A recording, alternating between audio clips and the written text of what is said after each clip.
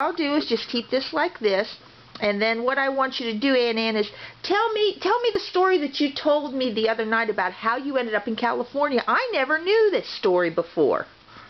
Oh, that I had polio? Mm-hmm. Tell me all about that. Oh, well, I had polio, and the doctor sent me to New York Polyclinic Hospital. Mm-hmm. And I was there for, a couple of years, and he told me I'd never walk again. Both of my legs were paralyzed in my left hand. But something told me, I'm going to walk. I'm not going to be in a wheelchair. It took me 2 years to get over it, but I did. But when I was in a wheelchair first, in a crutches, and then I came home to Ohio.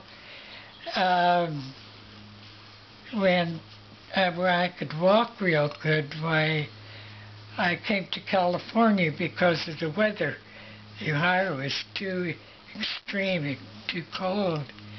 So when I saw the palm trees and the flowers and sunshine at the train station, I said, oh boy, this is for me. And I've been in California ever since. Do you remember what year that was? 1960. Wow. Yes, so I've been here ever since. That's 5 decades. Yeah, and I married Dr. Osmer Kellogg, but he had a heart attack and passed away the next day. That was quite a traumatic experience. But you told me you ended up taking your honeymoon by yourself in Europe. Yes, well, we had our honeymoon all arranged and paid for, and we were going to on a cruise down through the Panama Canal and then up to Europe and all through Europe.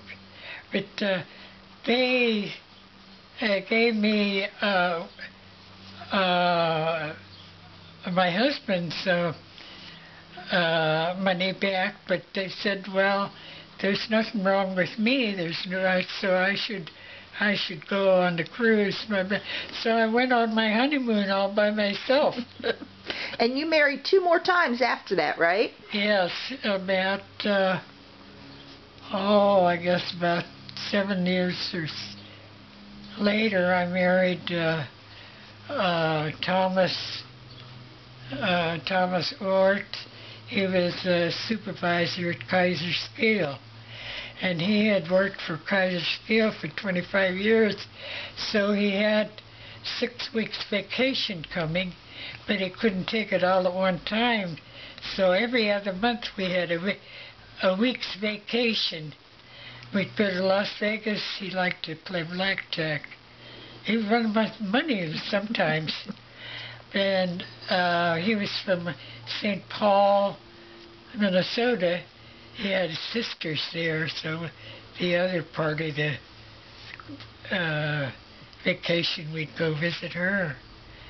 And he died of lung cancer from all that stuff in the mill. Mm-hmm.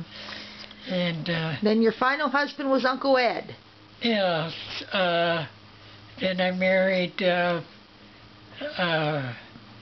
Lieutenant Colonel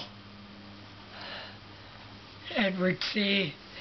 Walsh, and we moved to, of course, Sun City, bought a home, and we had our honeymoon at Mission Inn for a week, and then we went to Mexico for another couple of weeks.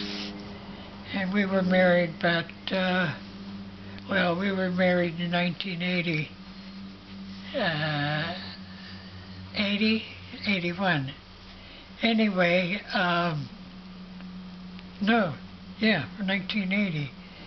And we were married about 21 years, and he died of prostate cancer. And I've been a widow again three times. I've been a widow.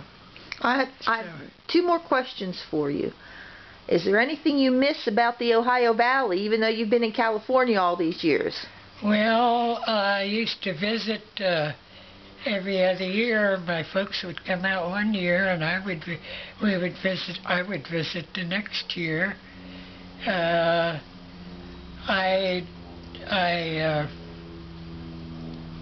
think it's a beautiful valley, and I still remember the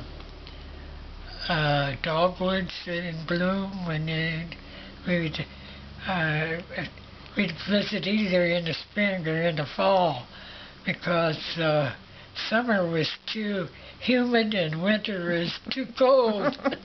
Well, one more thing. You just celebrated your 95th birthday, and you and I have talked about you getting to be the first person in our family to reach 100. Is that still your goal? Well, I hope to. I'm 95 now. I hope to be 100. I hope to make it to 100. I will make it to 100. I'm a positive person. That's a perfect place to stop. Thank you. We love you so much. You did good. Yeah. Trying to make